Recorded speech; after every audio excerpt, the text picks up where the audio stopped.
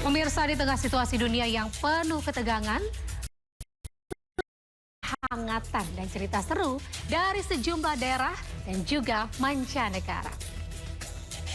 Dari tradisi mudik unik, kisah haru keluarga mudik, hingga momen tradisi membuat lemang di negeri jiran, menambah kemeriahan momen lebaran tahun ini.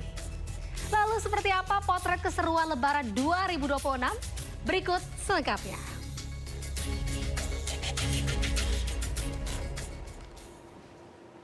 Seorang penumpang kapal di Pelabuhan Nusantara Kota Parepare, Sulawesi Selatan, melahirkan di atas kapal. Berkat bidan dan juga perawat yang bertugas di atas kapal, seluruh proses persalinan ini berjalan dengan lancar.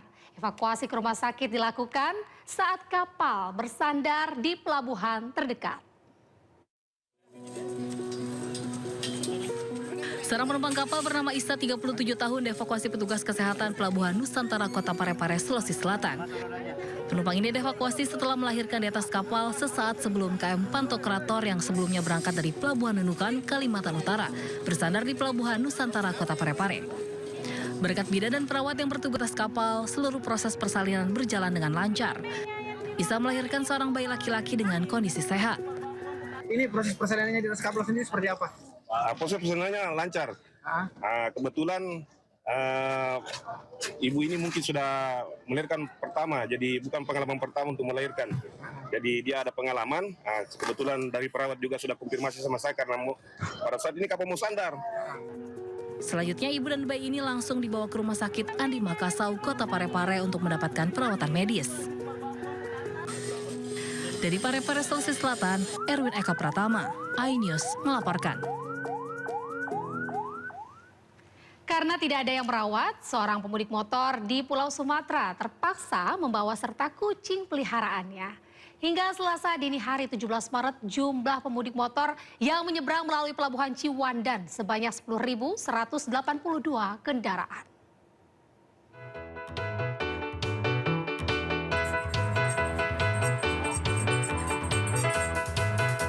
Seperti inilah antrean pemudik motor yang akan menyeberang ke Pulau Sumatera di Pelabuhan Ciwandan, Cilegon, Banten.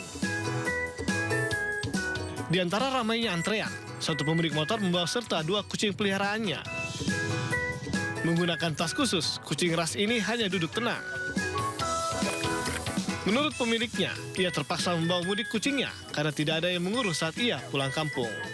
Nggak ada yang ngurus, bawa aja. Ya anteng aja sih, paling panasan dikit doang. Enggak ada ngamuk gitu? Enggak. Ngamuk enggak lah. Ini doang. Ada persiapannya ke Pak? Misalnya bawa makanannya? Ya paling makanannya aja sih, yang dia suka gitu. Makanan basah, snack. Hingga Selasa dini hari 17 Maret, jumlah pemudik motor yang menyeberang melalui Pelabuhan Ciwandan sebanyak 10.182 unit.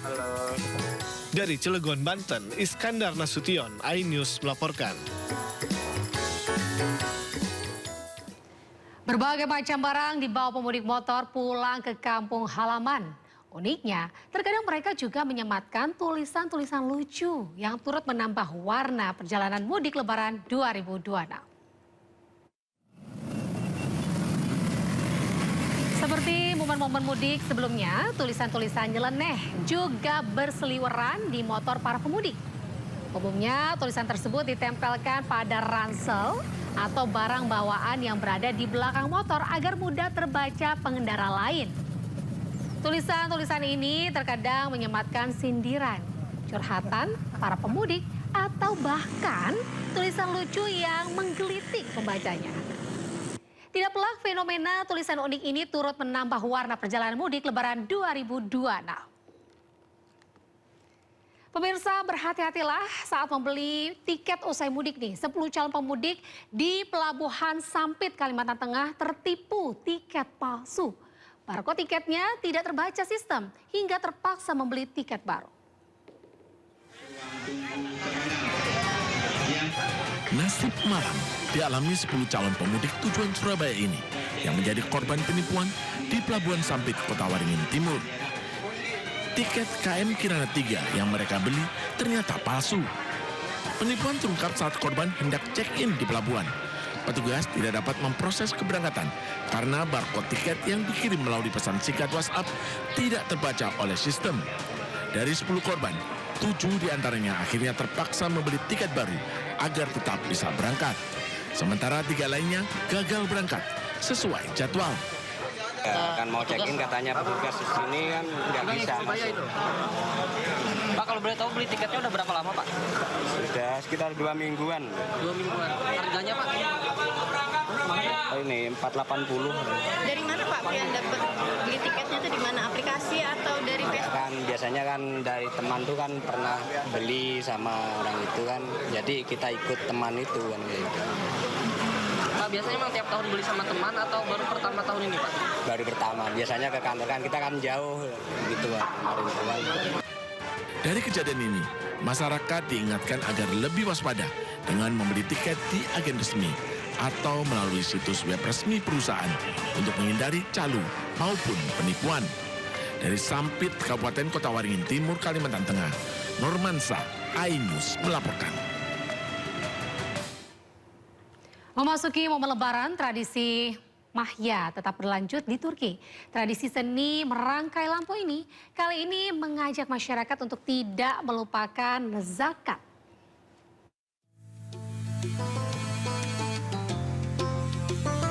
Tradisi Mahya kembali menghiasi Masjid Yeni di Istanbul, Turki.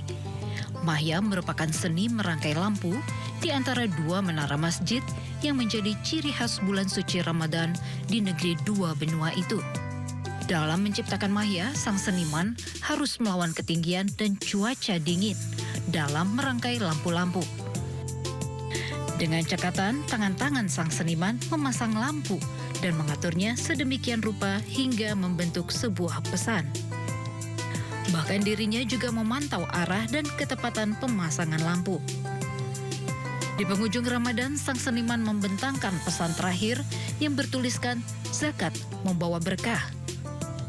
Tujuannya untuk mengajak Muslim segera menunaikan rukun Islam ketiga itu. Sang seniman yang telah berkarya selama puluhan tahun menceritakan tantangannya dalam mengabadikan tradisi Mahya. Ben şu 50 küsur sene bu işi yapmaktayım. Çok fırtına yakalandık, çok kar yağdı. İple mesela bulan buz, yağmurda çok zorluk çektik. Hatta Bursalı Camii'ye sabahleyin çıktık. Gece saat 10'da 11'de aşağı indik. Lodos'tan çalışamadık. Ama Allah aşkına işlerimizi bitirdik çok şükür. Bu sene genelde çok soğuk var. Ve aşırı yağmur ve Lodos'ta çıktık bu sene. Ama işlerimizi yürütmeye çalıştık. Ramazan ayının sonuna gelmeyi becerdik. Tradisi Mahya merupakan peninggalan Kesultanan Utsmani yang sudah berusia lebih dari 4 abad. Tradisi ini akan terus hidup untuk menebarkan pesan-pesan baik selama bulan suci Ramadan.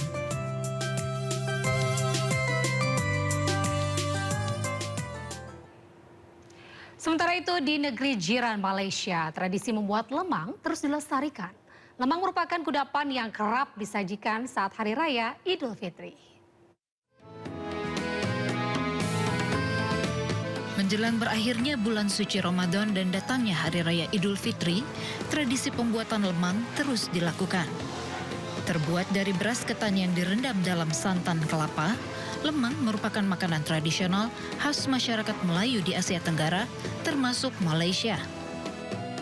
Pertama-tama pembuat lemang menyiapkan daun lerek yang sudah dibersihkan dan dimasukkan ke dalam potongan-potongan bambu.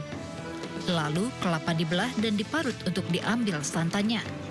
Selanjutnya beras ketan dicuci hingga bersih.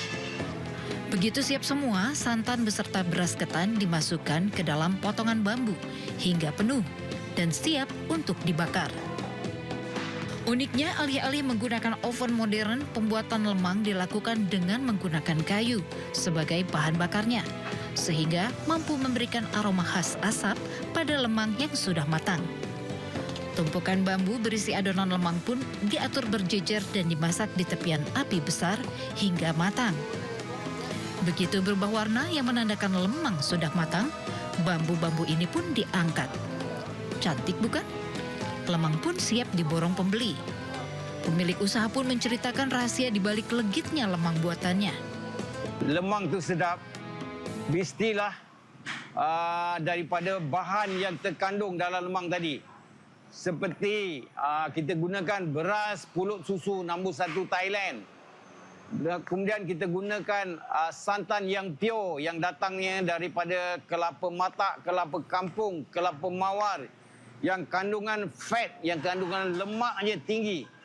Kita hasilkan, kita perah sendiri, kita parut, kita belah, kita santan sendiri, kita proses sendiri supaya kita dapat ukuran yang tepat. Di Malaysia, lemang kerap disajikan dengan berbagai lauk yang cocok disajikan saat hari raya nanti.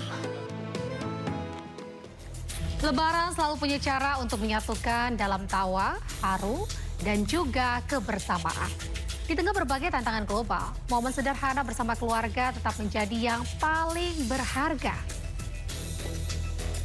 Dari dentuman perang hingga hangatnya Lebaran, hari ini kita diingatkan bahwa dunia selalu berjalan dua sisi.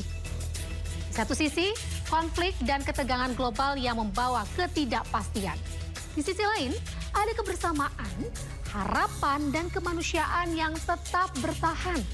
Karena pada akhirnya, yang menjaga kita tetap kuat. Bukan hanya kekuatan dunia, namun nilai kemanusiaan yang kita pegang. Selamat merayakan kebersamaan, karena pada akhirnya pulang adalah tentang hati yang tenang. Saya Anita Dewi, sampai jumpa.